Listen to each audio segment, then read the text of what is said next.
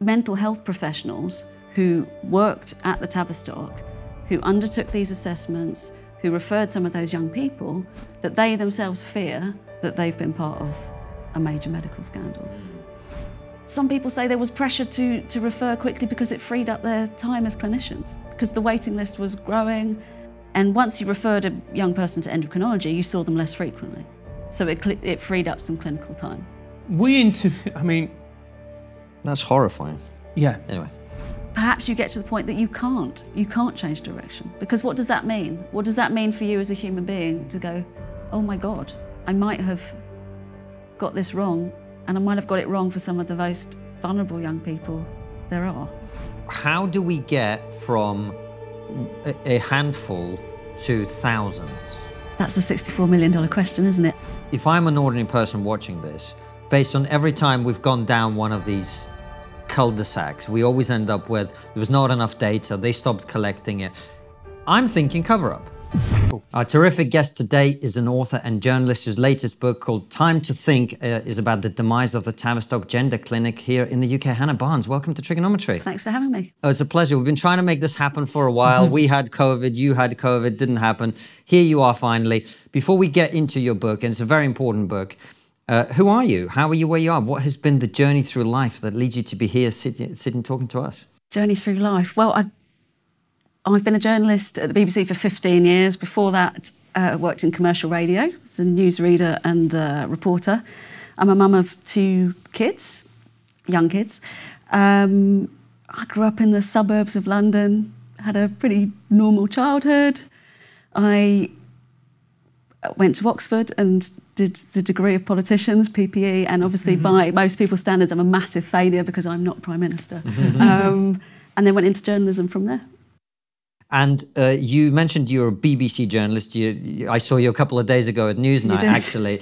But if I may say so, I hope it's not an unfair representation, but I feel like the issue of transgenderism and some of the issues to do with trans ideology and so on, it sort of was, the coverage of that was led from the new media, and older media took some time to get there. I don't know if that's a fair characterization. Do you?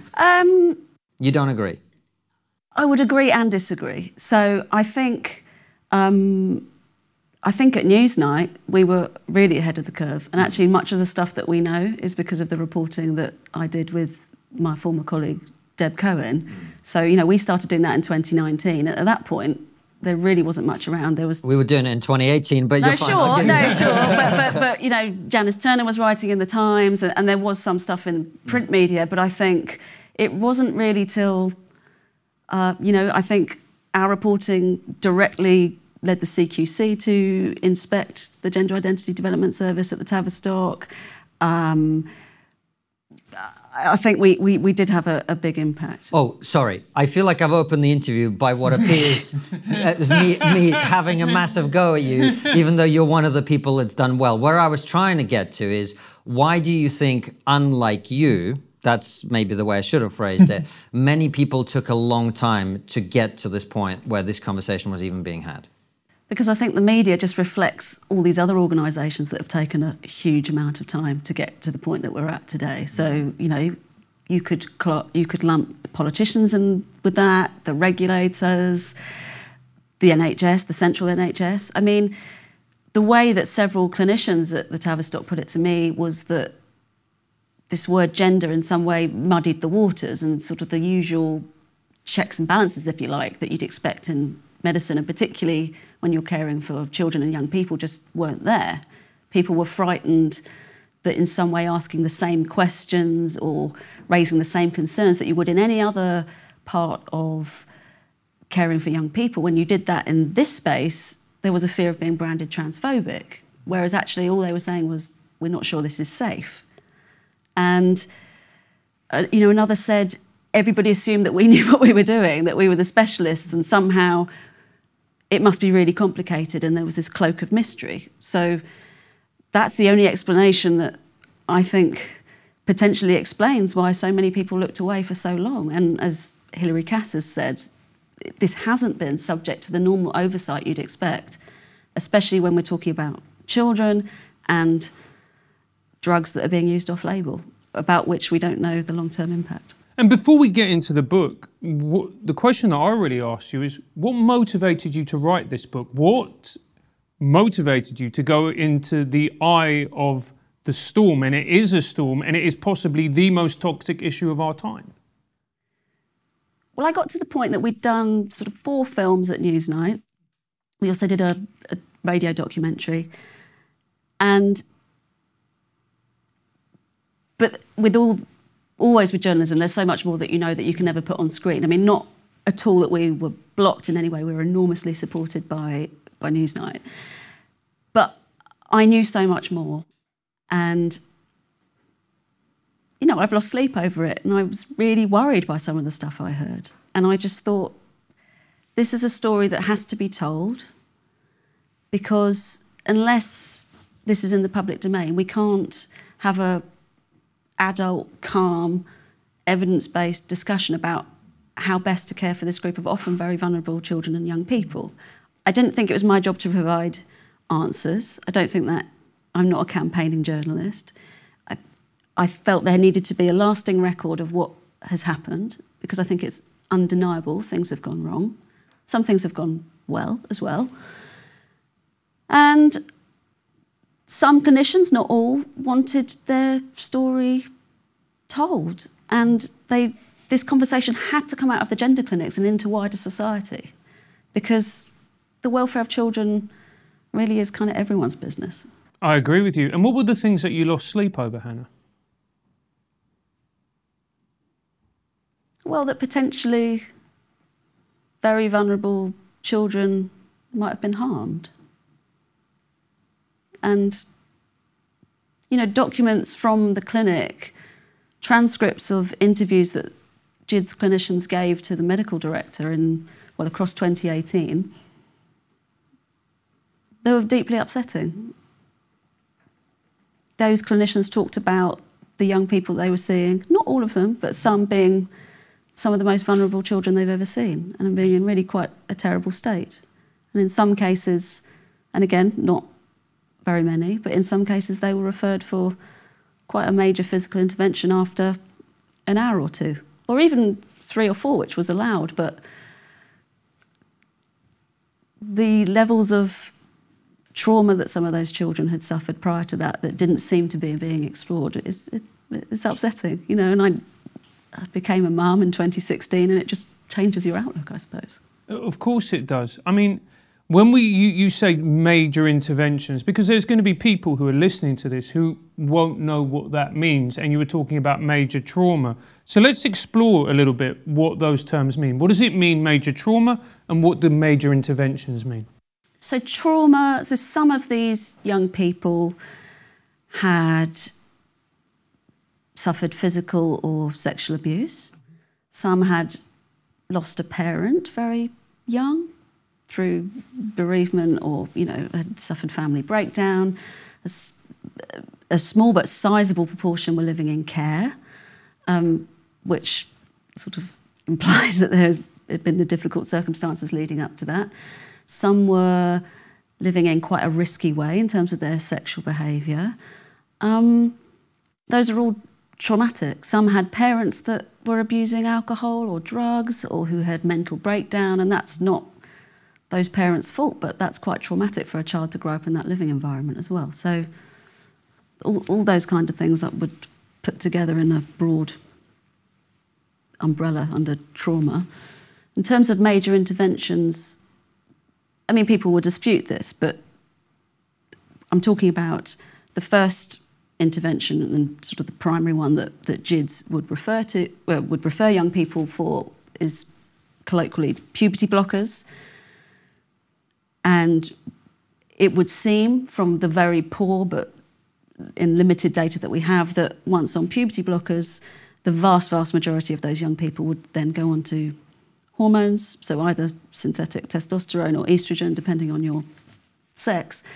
And, you know, with those came lots of physical potential risks, particularly if you block puberty early and you go straight onto hormones, you will be sterile, for example.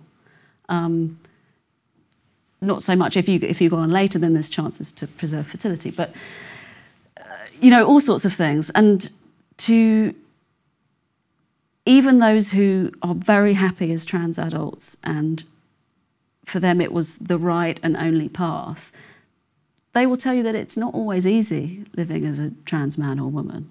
You have to take medication for the rest of your life. If you medically transition, you may have several intrusive surgeries. So to go through that and it not be the right path is awful. And Hannah, I want to go back to the core of this issue with the Tavistock and for you to explain a little bit more at a more basic level for people who, we've got a big audience around the world. But before we do, there is and forgive me for asking this question, but I actually do think it's important.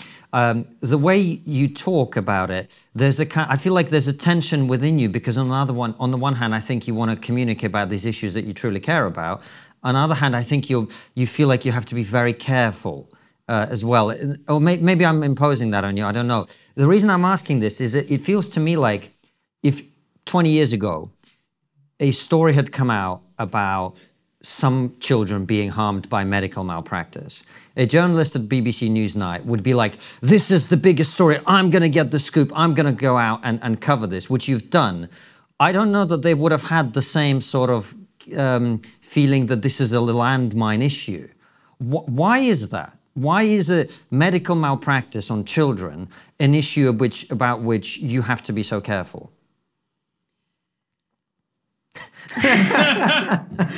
I think there's lots of different aspects to what you've said there. So I think, well, generally, when you're talking about medical malpractice, as you put it, it's a question of, you know, a botched medical procedure, isn't it? Mm-hmm. But what's happening here is it's so intertwined with someone's sense of themselves and identity. And I don't think you have that in other stories. Now, I am cautious because I think, you know, there are lots of people out there commenting on this. So, and do so probably in much stronger terms than I do. But what I've done, and why I think the book has been received so well, is I'm not telling people what to think. I've laid out the evidence and everything, you know, I think there's 70 pages of references in the best way that I can, in the fairest way I can, and for people then to make up their own minds. Because, partly because I work for the BBC and we're absolutely committed to impartiality, but I just think there are lots of people out there who will express their opinions, and I think actually what so many people have said to me from reading the book is, I just never knew any of this. And it's trying to be calm. And I think I don't talk about it in the same way I would, as you say, you know, another medical scandal. Because I actually think the only honest thing to say is that we don't really know the scale at the moment. So I would say, what do we know? We know that some young people have been harmed, and I've spoken to them, and their stories are in the book. And we know that other young people appear to have been helped. They say they've been helped and they're happy. We don't know what the numbers are either way, and those will undoubtedly change over time. So I think it's really hard to say, well, you know, that's why I'm reluctant to say, this is a major medical scandal. It may well be. At the moment, I just don't think we have enough data to put any sense of scale on it. But what I think and what I felt was so striking is that mental health professionals who worked at the Tavistock, who undertook these assessments, who referred some of those young people, that they themselves fear that they've been part of a major medical scandal. Mm. And let's talk about the medical scandal. I feel bad because it feels like I've been grilling you about your own personal opinions, but the reason I've asked you about it is I think it kind of shows you how society is around this issue, and it's telling, I think. But anyway, let's not delve too far into that. No, I mean, look, you're right. I think it's good to be cautious about language as well, because actually I think sometimes we forget that we are talking about children and young people. Mm. And I think sometimes the language is really unfortunate. And actually different people like different terms and what have you, but I just think it's important to have some compassion as well. Oh, 100%. 100%. But I suppose the argument might be that if you recognize the damage that's being done, then the compassionate thing to do is to scream about it from every rooftop. Some people would argue too. And that's the debate, I think. I think you've done a great job of actually laying out the facts. So let's talk about the facts. The Tavistock was was a clinic here in the UK. And give us some of the numbers. What sort of numbers are we talking about? How many people were coming through? How many people would have been referred for puberty blockers? What other things did you find that sort of people should know about? Well, in the early days, so that the unit, the Gender Identity Development Unit, as it originally was, started off at another London hospital in South London, St George's. And I think the first year, 2 children were referred. It moves to the Tavistock and Portman NHS Foundation Trust in the mid-90s. And it still was about a dozen a year. It grows, it ticks up. And then fast forward to 2009, we got 97 referrals. 2019, another decade, and we've got 2,500. And the last year we have numbers force, which is 21-22, more than 5,000. So we've had quite a big increase. Yeah, I'd say so. You look at it, it's that classic hockey stick graph. And from 2009 to 15, the referrals go up at 50% per annum, and then in 2015-16, they double. And at the same time, you have this really quite radical shift in the demographics of the young people being referred. So initially, the majority of those referred were boys, birth-registered males, assigned males, whatever language we want to use. 2011, there's parity, equal number of boys and girls referred, and then by 2015, total reversal, and now we've got 2/3 of the referrals girls. But not just girls, but girls who actually, their gender distress only started in adolescence after the onset of puberty, which was completely different to the traditional presentation, if you like, which was sort of lifelong, since early childhood, gender incongruence. And lots of these girls, not all of them, but lots had really quite serious and distressing other difficulties that they were also contending with. So no one doubted that they were distressed about their gender, but loads of them had other associated difficulties as well, like anxiety, depression, perhaps they were self-harming, eating disorders, maybe they'd had a traumatic childhood, all these things. In terms of how many were referred for puberty blockers, we don't know, because every time someone has asked, either the Tavistock and Portman or one of the 2 trusts that prescribe the puberty blockers, so either University College London hospitals or Leeds teaching hospitals, they've not provided an answer. So best estimates from what is in the public domain, at least 1,500, I would say. I mean, a Freedom of Information request said that by 2017 there'd been over 1,200, so I don't think it's unreasonable to think we're in excess of 1,500, but the answer is we don't know. And I think that's one of the things that is so striking about this story is the lack of data, and how a clinic that's been running now for close to 35 years is really not able to tell the public, at least, really anything meaningful about the thousands of young people that they've seen. That's shocking. The fact that they didn't even keep records. Well, it's either one or two things. They either didn't keep the records or they're refusing to disclose them. I don't know which is worse. Yeah. Either of those 2 options are, I mean, that's horrific. Well, this is the thing that has really sort of shocked clinicians as well who work there, because they say, well, look, we had a research team. We collected loads and loads of data, so where is it? Now, as you say, it's either there, but not somehow collatable in a meaningful way, or they collected the wrong data, stuff that doesn't matter. I don't know, but we don't know it. And for example, and one example of this is that for years they said 40% of young people referred to us are then referred on to for puberty blockers. Subsequently, that's come down, but they were consistent about that for many, many years in the press and everything like that. They put this figure in an academic paper, and then they explained where it had come from. And the Tavistock were asked, well, through freedom of information, could they give the actual numbers behind this graph, which put age of referral and the proportion of which had gone on to endocrinology? And they said, no, we don't have it.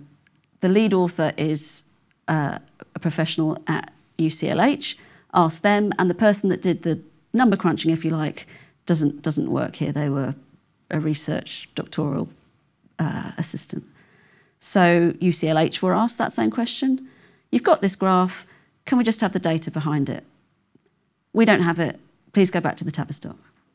Now, the Tavistock then said, we've done a search and we don't have it. Now, one of several things is true then. Either they do have those numbers, but don't want to release them for whatever reason, or they don't have them. And it's like, well, what does that tell you? So this is their core treatment pathway. Referral of young people for puberty blockers. They have this really quite important data, their data, but they've not kept it. And they've not continued that either. It's baffling. I don't know which of those is true. But either way, it would be helpful to know. That's such a British way of putting it. That is the most BBC way of putting it. Hannah, so thousands of young people are referred to this clinic.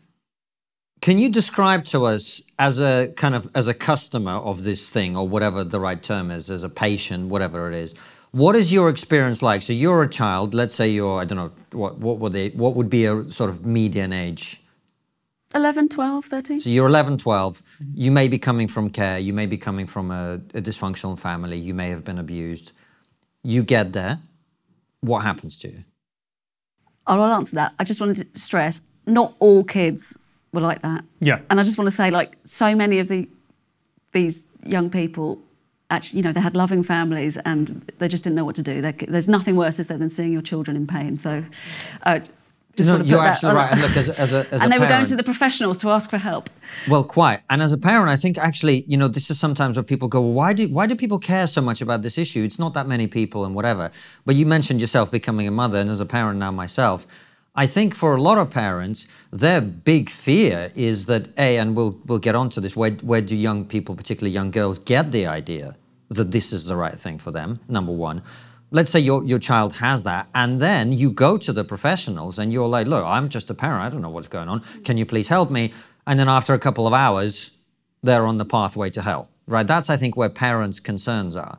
So, but tell me more. So So any given young person's experience, to be frank, will be completely different depending on who you and your family happen to be assigned to, like which pair of clinicians you see. That's reassuring. And this is part of the difficulty, and something that was absolutely highlighted by Hilary Cass and by the CQC when they inspected GIDS. So on the one hand, you had assessments that could be, and the CQC found this, let's say 2 appointments, so that's 2 hours.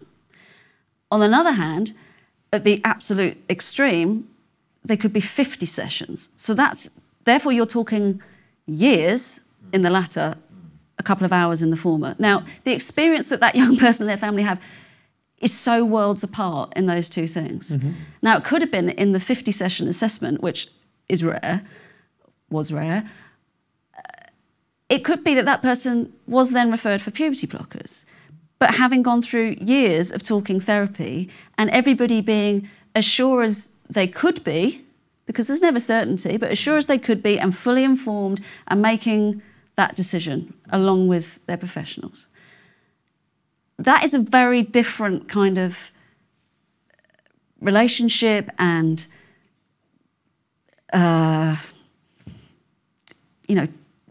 care offering than the young person who's seen 2, 3, 4 times. And so this was part of the difficulty. And there was no agreement amongst the staff group about how best to care for these young people. And I think this is really important to stress, that actually globally there is not clinical agreement on how to best care for this group of young people. And that might mean, and it probably does mean, there won't be one way either. It might well be that what works for some just won't work for others, because kids are different. And just as there are different ways that someone might get to their gender dysphoria or gender incongruence, there's probably going to be different ways out of it as well. So there is disagreement amongst people even that working in gender clinics today about how we best do this. But fundamentally, that makes the service really difficult, because, you know, there was no agreement on what it was that they were treating in the loosest possible sense. You know, not to pathologise these young people, but if you can't agree on what it is you're treating and how best to treat it, how can there ever be a sort of consistent assessment and consistent care? And there wasn't. If you believe that gender dysphoria equals being trans, and therefore that is a stable, lifelong identity, then of course you would refer for physical interventions. If you believe that actually gender dysphoria might lead to a trans outcome, but equally it might be related to something else that's causing you distress in your life, then you might not, or you'd be far more cautious about doing that. And that was the difficulty. I mean, I was really struck by, there was a clinician who's in the book, Dr. Kirsty Entwistle, who worked up in the Leeds site for GIDS, which doesn't really get a huge amount of attention. And she's very worried pretty much as soon as she joins. And she has a massive difference of opinion with the clinician that she's working with about a couple of cases. Now, the solution of the managers of the Leeds GIDS site is that Kirsty Entwistle and this other clinician just won't ever work together again. And one of their colleagues told me, well, that was the only sensible solution, because they were so poles apart that they couldn't work with families. Now, what are the implications of that? That you have two people working in the same NHS service whose views are so opposed, and their opinions on how to care for the patients, that they can't work together. It's quite extraordinary. So it's a very long-winded answer, because so it depends who you saw. It depends who you saw. However, I take it from what you're saying is there was variation in how different patients were treated, and some would have had a long time to think about and go through the process. But I also take it that there were some people who would have turned up, had a couple of sessions, and onto the puberty blockers they went. Is that accurate? Yeah. And how did that happen exactly? Why was that allowed? Well, I think in the earlier years, so puberty blockers became available as sort of standardised practice at these younger ages from 2014, after they hadn't really completed, but after an initial attempt at a study. And at that stage, 2014-15,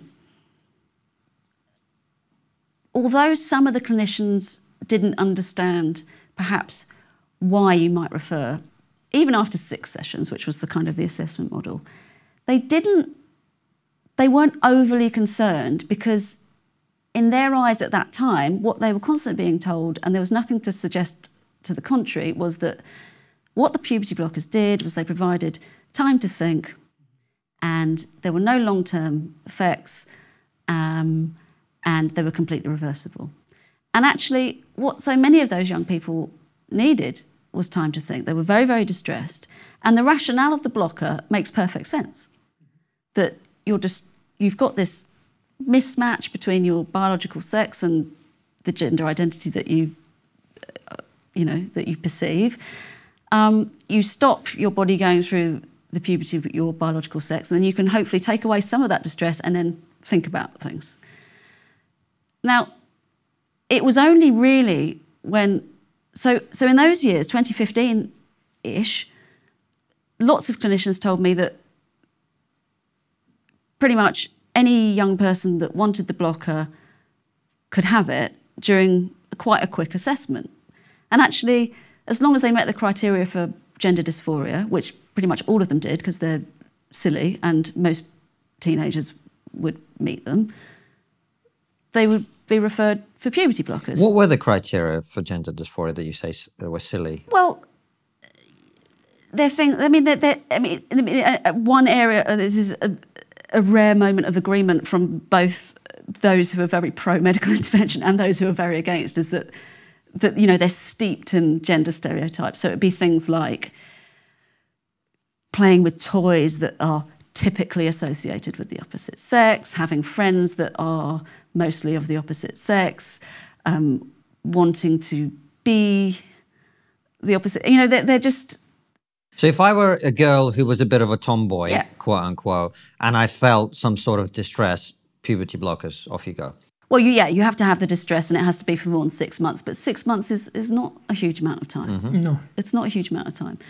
And actually, the small amount of data that we do have kind of bears out that in those years, sort of 2014, 15, 16, lots of people, well, proportionally, lots of people were referred. Like this data that I mentioned before that they didn't release because apparently no one has it, but there's a graph, it's the only graph in the book, and it actually shows that, you know, of those who were referred in adolescence, the majority went on to be referred for puberty blockers. And the peak is at about 14. And I turned into an absolute uber geek, and I actually blew this thing up, and I'm measuring it, and I'm like, oh, 1 millimetre is this. And so I do actually get their numbers, and it's about 70% of 14-year-olds during this particular time period. And now you get an average of a minority, 40%, because the really young ones obviously aren't eligible to be referred. And so it's the classic, the average, the mean. The mean is meaningless because it hides what's going on in the middle. So there was that they didn't think it made sense. There was also the fact that some people say there was pressure to refer quickly because it freed up their time as clinicians, because the waiting list was growing. As we've already mentioned, the referrals were going through the roof. They breached their 18-week waiting target for the first time in sort of autumn 2015, and they never met it again. And once you referred a young person to endocrinology, you saw them less frequently. So it freed up some clinical time. Hannah, I mean... That's horrifying. Yeah. Anyway. Hey, Francis, do you like side hustles? Who told you about that? Francis, it's an ad. I told you never to mention that in public. I avoided jail time. It was only for a bit of... Well, people all over the world are starting a side hustle, and they're hearing this sound. The sound of ka-ching. The only sound I heard was sirens. This is a British class system trying to keep an honest man down. No, Francis, the sound of another sale on Shopify, the all-in-one commerce platform to start, run, and grow your business. Come on, Francis, play along, otherwise you won't meet the conditions of your parole. Shopify is a commerce platform revolutionizing millions of businesses worldwide. Whether you're selling jewelry or jigsaw puzzles, Shopify simplifies selling online and in person, so you can successfully grow your business. It covers all your sales channels, from a shopfront ready point of sale system to its all-in-one e-commerce platform. Shopify even gets you selling across social media marketplaces like Facebook, Instagram, and TikTok. It's full of industry-leading tools ready to ignite your growth. Shopify gives you complete control over your business and your brand, without learning new skills in design or coding. And thanks to 24/7 help and with an extensive business course library, Shopify will be there with you every step of the way, just like the Metropolitan Police with Francis. I'm ignoring that. It's time to get serious about selling and get Shopify today. Sign up for a £1 per month trial period at shopify.co.uk/trigger, all lowercase. Go to shopify.co.uk/trigger to take your business to the next level today. That's shopify.co.uk/trigger. Hannah, we interviewed Marcus Evans, who was one of the whistleblowers on this show 2 years ago. And he said something on that interview, which has always stuck with me, which he said that some of the people who were working at the Tavistock were motivated more by ideology than patient care. Was that your experience when you were doing your studies and you were actually looking into this case, or did you find something else? I think it's a bit more complicated than putting it that way, in my view. Mm-hmm. I don't think that the majority of people that worked at GIDS were ideologues. They were just hard-working, caring professionals who wanted to help kids, like the vast majority. And that's why, and they became concerned when the reality didn't really match the theory, if you like. Where I think ideology really impacted on GIDS is that there seemed to be this inability to stand up to some of the trans charities and groups. And, you know, it was lobbying in part, not totally, absolutely not, but pressure from those groups that helped lower the age at which puberty blockers could be available in the first place. There was a real big push for that. But there was pressure from elsewhere too, and in the medical community. But I think there was this almost, clinicians have described to me, there was this fear of sort of upsetting those groups like Mermaids, which people have probably heard of, and Gyras, and that when data became available that challenged what they thought they knew, and that perhaps showed that actually puberty blockers weren't working in the way they thought and had been telling families, they didn't change direction. And some people told me, some clinicians told me that they felt that that was because there was a fear of how some of the groups might respond. And similarly, you know, as more information came out, nothing was codified, nothing was written down. So in all fairness to some of these clinicians who didn't pass on information, you could only pass on something that you know. Mm-hmm. You can't pass on what you don't know. And, you know, there's a meeting in the book, and it was an absolute turning point for lots of people, but they have a visit, the GID staff have a visit from a surgeon who performs vaginoplasties on trans women. So taking a penis and surgically constructing a vagina. And he tells the GID staff, he said, look, there's a problem. If you block puberty too early in males, there isn't enough penile tissue to do that surgery in the safest and most effective way. You can still do it, but it's riskier, and you know you might have to have subsequent surgery. To everybody listening to that I spoke to, they, from that moment on, passed that on to all of the relevant families. So no one questions that. But it was never written down, despite the efforts of one clinician who wrote a leaflet, had it approved by that surgeon and one of the members of the leadership, but it was never signed off. So I spoke to clinicians who joined the service subsequent to that, so that was in 2016, who never knew that, so they couldn't pass it on. And I'm told by people who work in adult services that you can see that in some notes, that some trans women who, you know, when they were boys and looking to transition, were not told that when they started the blocker, and some were. But again, it's this lottery.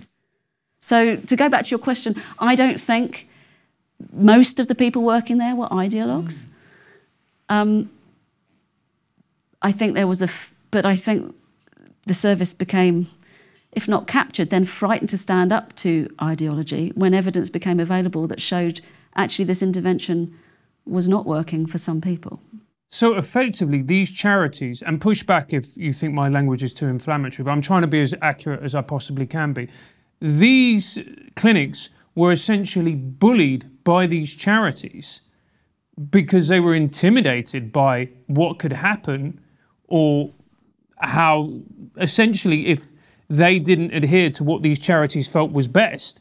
And as a result of that, patient care was compromised.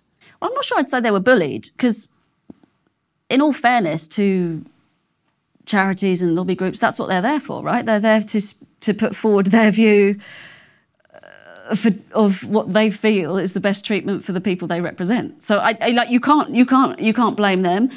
Why they didn't stand up to them, I don't know. What's the worst that could have happened? These are all hypothetical questions. I mean, it's striking. I think it's very easy to understand why the medical pathway was introduced and why the age was lowered originally and why they wanted to do more research. I think it's much harder to understand why there was no change in direction, or at least pausing to reflect, when data came back which suggested their original assumptions were not the case. So, that being the case, we have this situation which is awful, absolutely awful.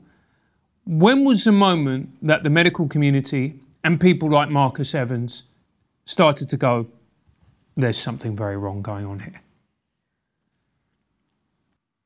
I think it happened for different people at different times. So Marcus is married to Sue Evans, who was the first whistleblower, if you like. And she had concerns as far back as 2005 that some young people were being referred too quickly. And bearing in mind, you had to be 16 at that point. But she saw some colleagues refer young people after 4 appointments, and she felt that was too quick in all cases.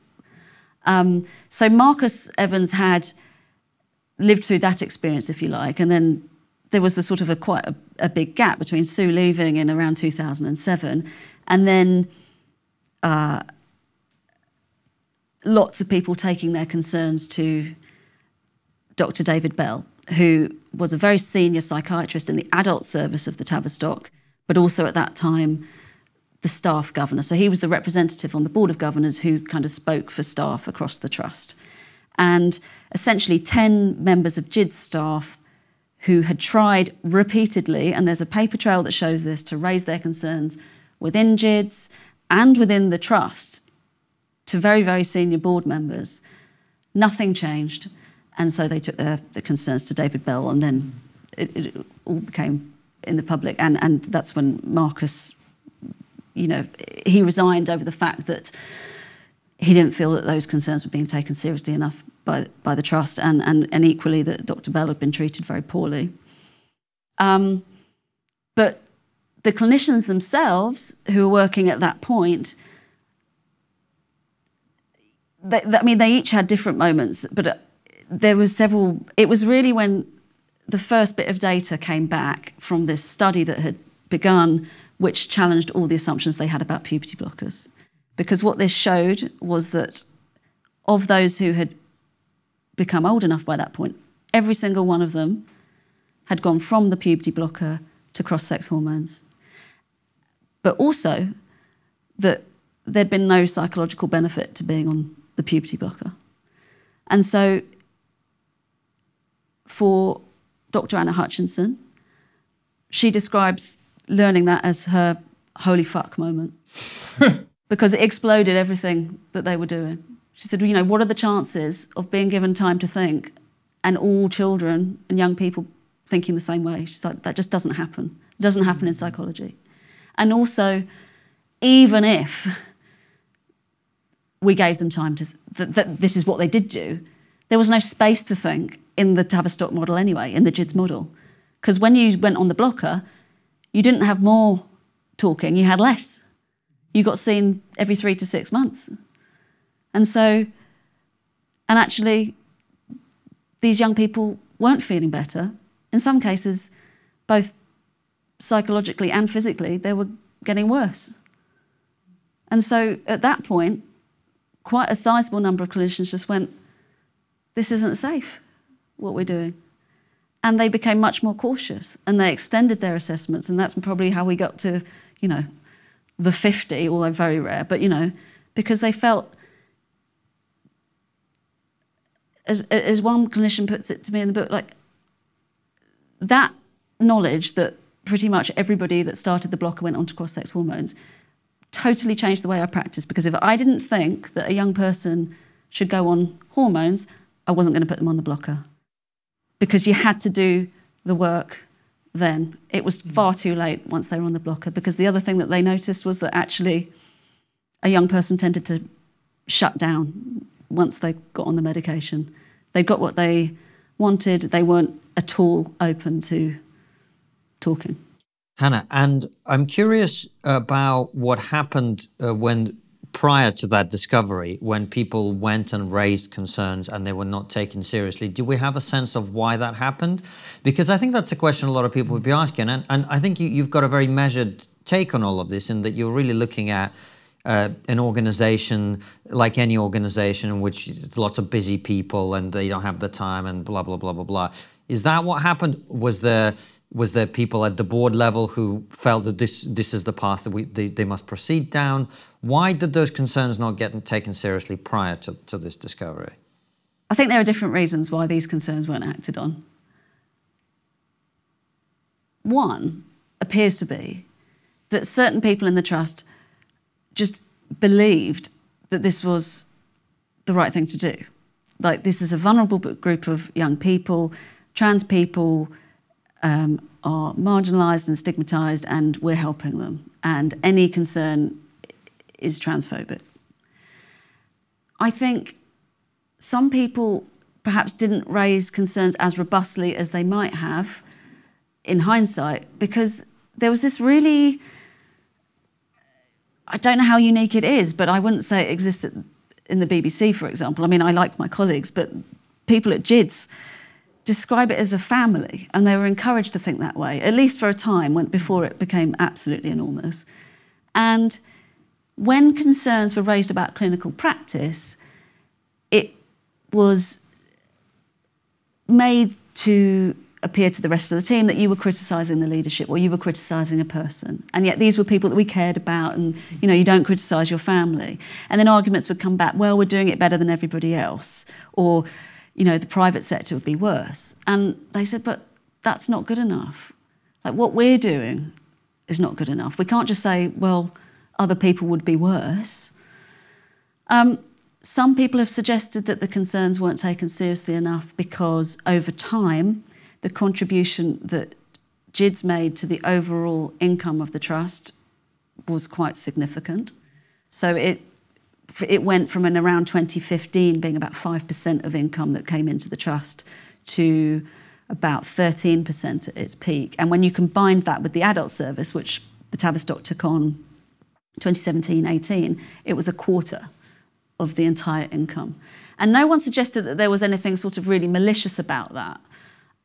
But so many people just said it had to be a factor, even unconsciously, that there was so much, you know, the financial stability and viability of the trust depended on this income. Dr. David Bell said to me, perhaps it wasn't taken seriously because to really listen to what those clinicians were saying, you couldn't put a sticky plaster on it. You had to, it just required a complete overhaul, a radical rethink of exactly what they were doing. But hold on a second, Hannah. These are kids' lives that are being irreversibly damaged, their bodies. And I'm not saying, obviously, you, but they're putting the system ahead of that? That, to me, it's abhorrent. But as I say, I don't think anyone, no one has suggested to me that I don't think anyone was intentionally harming children. I mean, agreed. I don't think there's any evidence for that. Have children been harmed? Yes, they have. So, and I think what's so interesting about the people that spoke to me for the book and put their names on record is that it's very rare for us as human beings to say, do you know what, I've done something really wrong. Yeah, that's true. And they did do that. And Anna Hutchinson puts it, you know, why weren't the concerns taken seriously? She says it might be that those people at the top of the service who have been there for years, well over a decade, referring young people for puberty blockers,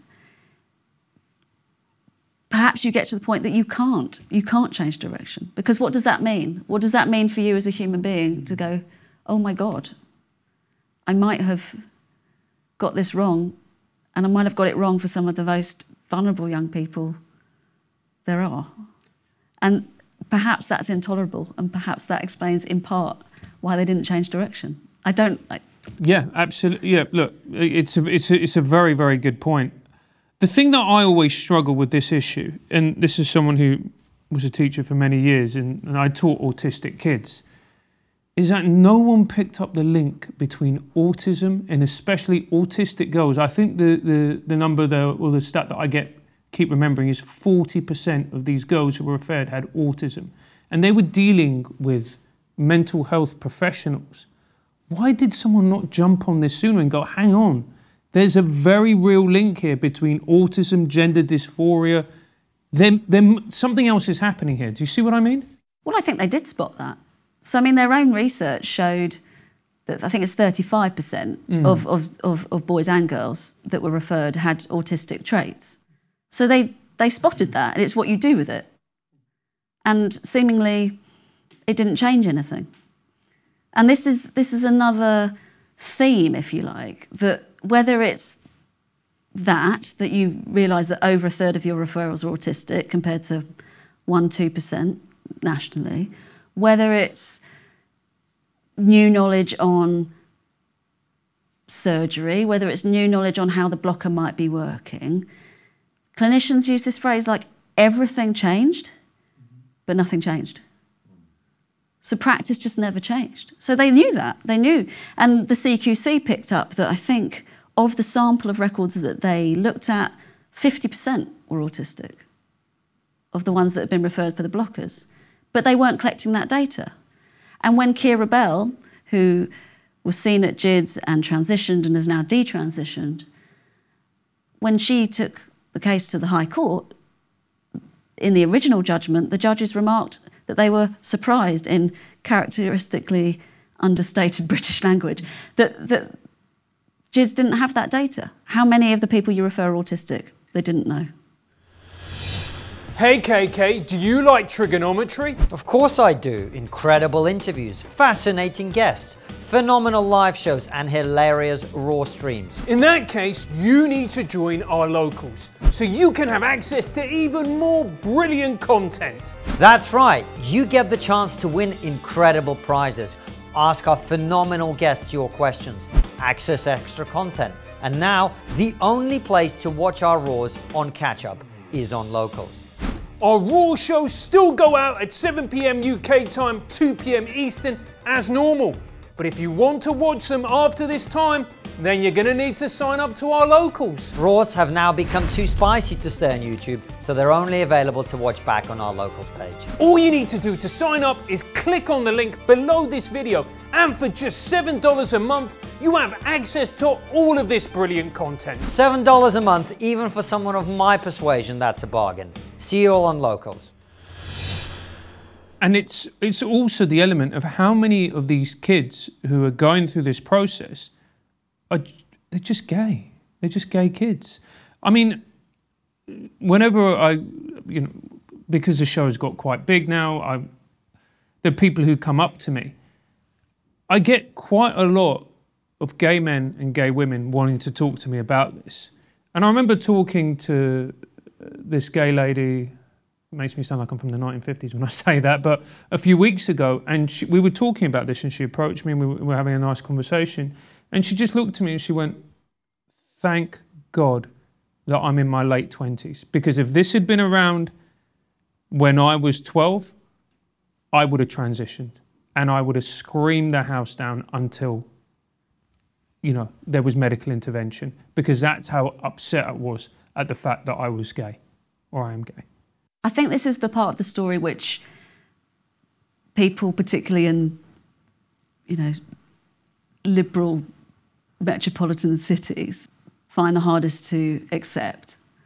And certainly that's like the reaction that I've had to the work, like, it just can't be true, And clinicians themselves, they would get young people coming in and using like these vile homophobic slurs that, that we had at school in the, I think we're probably a similar age, the 80s and 90s. And hearing that, I thought we were done with that. I thought it just wasn't a thing anymore for people to think it's not okay to be gay, but it is. And it's not me saying that. Like, every clinician I spoke to said that so many of those young people were same-sex attracted, even those that spoke really favourably about the work at GIDS, and particularly the girls. And actually, when those clinicians who were gay themselves raised those concerns, they say they were accused of being too close to the work, that they were seeing something that wasn't there. And what they've turned around and says, look, they say, look at the data. Like, it's really rubbish. Like, we don't have much of it, but what we do have absolutely bears that out. So GIDS's data for every single young person that was referred to them in 2012, of the ones they have data for, which is the sort of the older ones, they didn't ask the very young kids, what is it? I think 90% of the girls identified as either same-sex attracted or bisexual, and 80% of the boys. And then in slightly more recent stats, those come down to about 70% and 60% respectively. But they're still incredibly high. So they're saying we weren't seeing something that wasn't there. And I've spoken to young people themselves. There's a case in the book, Harriet, who said, I was a lesbian, and it was so obvious. I went into my GIDS assessment, and I talked about the first relationship that I'd had with a girl, and I felt really ashamed about it because she wouldn't talk to me in public. And I've never been attracted to a boy. And all that was ignored. So it's not... the data, the personal experiences, the experiences of the clinicians, it's there. And I have to stress that of the people I spoke to for the book, not all of whom are named or quoted, but collectively they've worked with thousands of young people directly sitting in a room like we are now, face to face. It's just, I don't think it's credible to pretend that the overwhelming number of people who might be affected by this are gay, bisexual, or lesbian. I mean, and that has always been the case. So every study we have in this field is quite rubbish, but all of them highlighted that. And when Domenico De Celi opened GIDS back in '89, he always made that point, that of any group of kids, some would grow up to be trans, but there would be the minority. The majority wouldn't, and the majority of them would be gay. And somehow this gets lost over the years, even though it was in the clinical presentations, and even though their own data showed them that. And it wasn't, I don't know, it was just not seen as a thing, like the gender identity was what mattered. So I described it as medical malpractice earlier, and I appreciate your commitment to impartiality, and it's very strong. But if I'm reading between the lines, and you don't have to commit to my way of saying it, but this was a situation in which, due to a number of structural and other failures, autistic and gay children, who were overwhelmingly the majority of the cases, if you put those two categories together, were essentially treated for autism and homosexuality with puberty blockers, or in some way. Is that overstating it? Well, I mean, I'm not sure you need to treat homosexuality. But that's what I don't. Well, I wasn't there doing it. No. I mean, but that's what I'm saying, right? Yeah, I mean, that was people certainly the fear. presenting with mental health issues, autism, and homosexuality were treated as if they need this medical intervention. Well, I mean, several things. One is, like, not everybody was referred for puberty blockers, which I think we've clearly established. Yes. But yeah, that was and that was discussed. I mean, this, and the medical director, various people were told this. They would have discussions. I mean, it wasn't that discussion was shut down, in that they talked all the time. The fact is that they just talked, but nothing changed. So that was the problem. But they would have staff meetings, and really worried clinicians would say, maybe we're medicating gay kids, maybe we're medicating autistic kids. And if we are, we're doing something quite dangerous. And it was that those fears couldn't be responded to adequately, and that's why ultimately people left, because they felt that the risks in the work weren't being adequately acknowledged or minimised even. There will always be a risk, because every single clinician I've spoken to said you can never tell for sure who's going to benefit and who's not. But there are ways of minimising that, and there are ways of And they felt that that isn't what was happening. But yes, I mean, if you go right back to where this started with a team in the Netherlands, they acknowledged right at the beginning that the risk of blocking puberty earlier, pre-16, was that you would get something which they referred to as, rather euphemistically, as false positives, i.e., in your attempts to help those who would grow up to be trans adults, you would probably, the risk was you would also include people who, had they not had their puberty blocked earlier, would not have transitioned and would have somehow come to either accept or their distress would have been relieved without physical interventions. And all the data suggests that those false positives are most likely gay, lesbian and bisexual people. And Hannah, one thing I wanted to ask you as well is, given the rapid increase in the number of referrals over the years and the decades as you described, where does that come from? Because gay people have always existed, autistic people have always existed. How do we get from a handful to thousands? That's a $64 million question, isn't it? I think there are lots of... So there are clinicians who are much better at hypothesising about that than I am, so I'll just steal their ideas. But I think there are lots of reasons. And I was talking to someone recently who said, oh, it's either social contagion or it's greater social acceptance. I don't think that. I think it's both and. So I think for some people, and I've spoken to them, I think greater visibility of trans people and more social acceptance, I think that probably was the case for them. And I think there will be different things for different people. But I spoke to people in the book who were like, I always felt this way, but I didn't know what it was called. And it's not for me to question their story. I think for some people it's absolutely,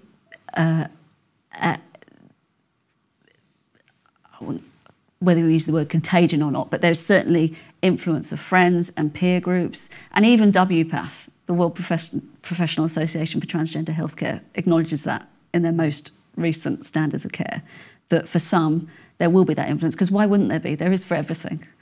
Like, we've all been teenagers. And again, I've spoken to people for whom that was definitely a factor, where all their group of friends were either trans or non-binary, and it was trendy and made them fit in. I think for the girls in particular, there are additional factors. I think right now it's really quite tough to be a teenage girl. Mm-hmm. We live in this quite hypersexualized world. Two GIDS clinicians, Anna Hutchinson and Melissa Midgin, call it the pornification, you know, this, and pinkification. And I think for some young women, if they don't feel that they are, or present in a way that is seen as typically uber feminine, whatever that means, it's nonsense, then you can look for another way that explains why you feel that you don't fit in. I think for some people, even for those for whom transition hasn't worked, most of them will say that it did for a time.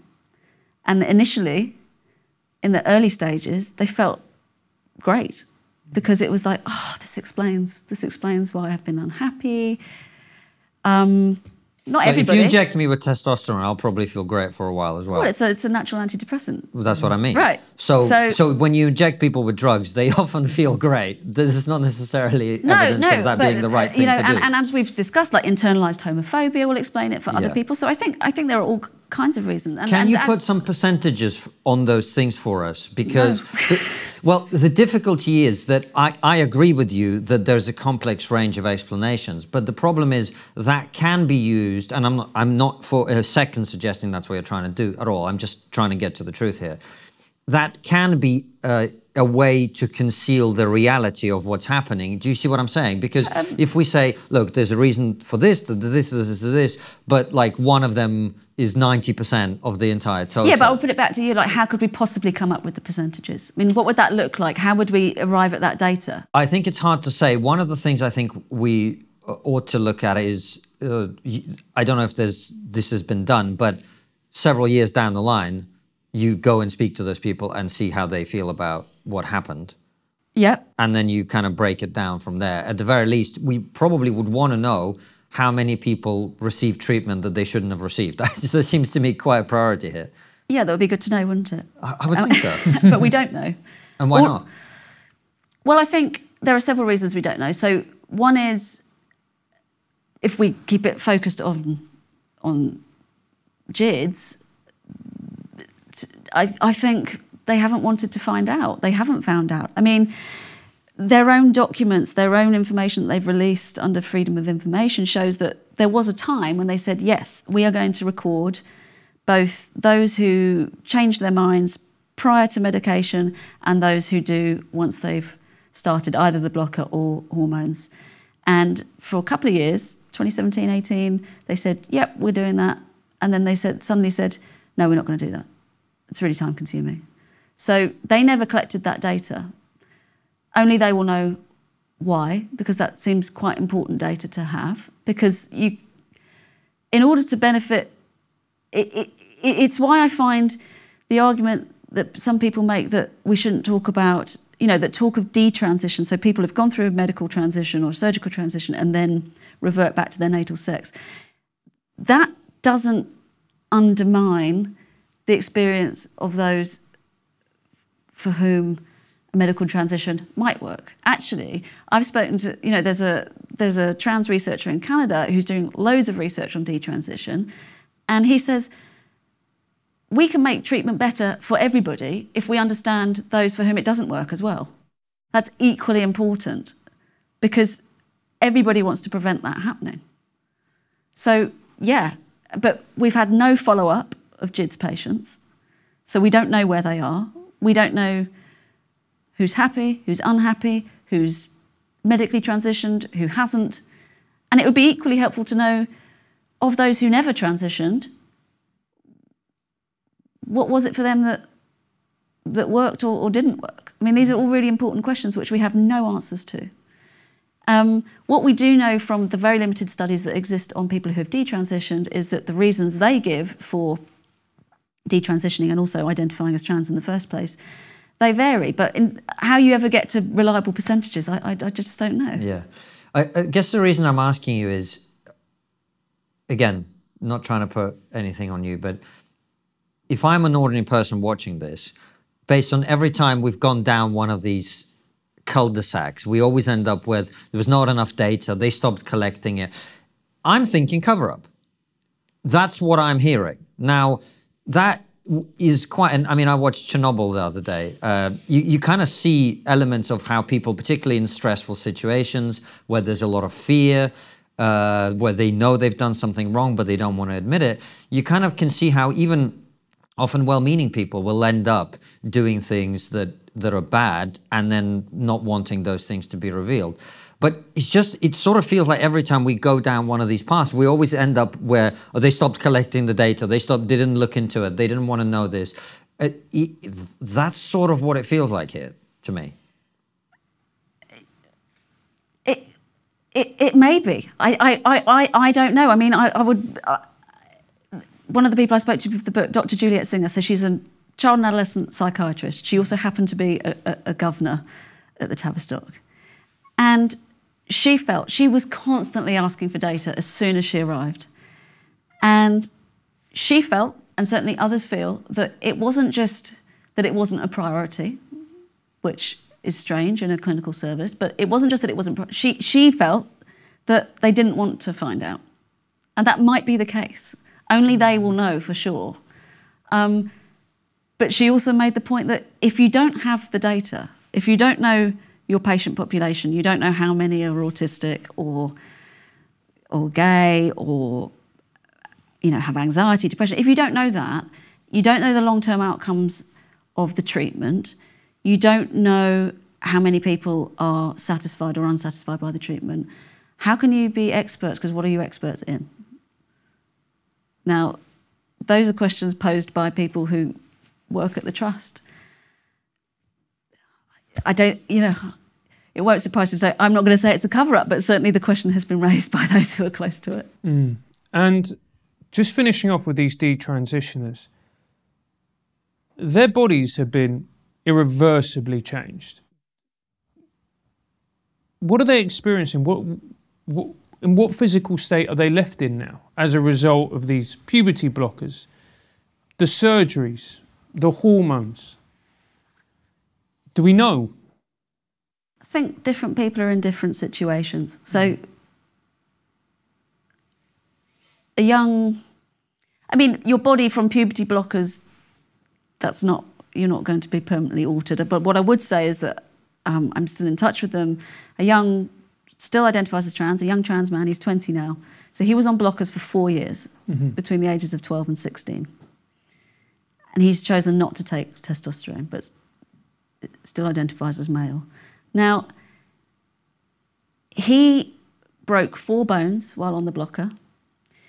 And the talk that it's physically completely reversible, well, do we know that? Because so few people come off the blocker that we don't really know. And when he came off the blocker, no one from either UCLH or the Tavistock ever followed up on him.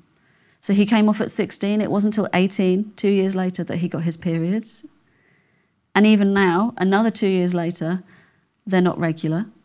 He feels left behind, I suppose, cognitively and emotionally from his peers. Is that to do with the blocker? Well, we don't know. There are no studies, there's no follow-up, so we don't know. In terms of detransitioners, I think people handle it in different ways. I mean, Harriet, who I spoke to for the book, when I caught up with her again recently after it was published, she's actually doing really well, which is great, and she's much happier. She lives with her voice being a lot lower and obviously sounding masculine, and she's had a double mastectomy. But I think talk of detransition actually masks lots of things as well, because what does it mean? Like, there are people who've fully surgically transitioned, who have had what people in the trans community would call, both top surgery and bottom surgery. They've fully surgically transitioned. Now, and some, and I can't put any numbers on it, some are really unhappy, like desperately unhappy. And given the chance again, they would not have done this. Can they detransition? Absolutely not. Because what would that look like? The body has been totally changed by hormones. If you've had a hysterectomy and you're female, you're going to have to take some kind of hormone all the time. And if you fully surgically transitioned, it doesn't matter how you feel in and of yourself. Society will never perceive you as your birth sex again. That's just a sad reality. So, in a way, detransition, it's all a bit more complicated, isn't it? Well, how do you measure it? Absolutely. Hannah, we could talk for hours more, and we will on our locals with questions from our supporters. But for now, I'll just remind everybody the book is Time to Think. Thank you for writing it. Before we head on over to locals, 2 things. We'll ask you our last question. The other thing I should say as well is I know that this is not an easy issue to cover, mainstream news, non-mainstream news, whatever. So well done for writing this. Thank you. I know, and I can, as I have alluded to repeatedly, I can see it's not an easy thing to have done necessarily, but it is an important one. So Time to Think. I hope everybody reads it. What's the one thing we're not talking about as a society that we should be? The standard of maternity care. Tell us more. I think you've gone BBC mode again. No, I haven't. I'm actually thinking.